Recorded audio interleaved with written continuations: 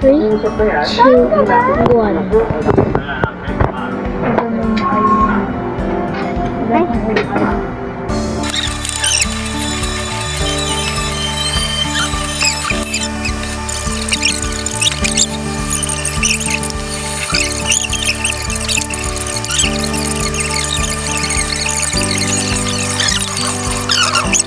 Inilikas ng asawang senior citizen, buntis na anak at mga apo. Magpapaako ngayon. Kinakabahan po kami kasi wala kami mga Alam niyo po kung bakit lumaki ang dagat sa kanila? Kasi yung dagat dito sa atin kasi di ba tinabunan? Pero yung nila nanay na area nila medyo malalim. Ang galing. Sa isang pagdidiri ng Nanay Belia, nakabilang sa unang inilikas. Masustansya. Meron pa niligtas.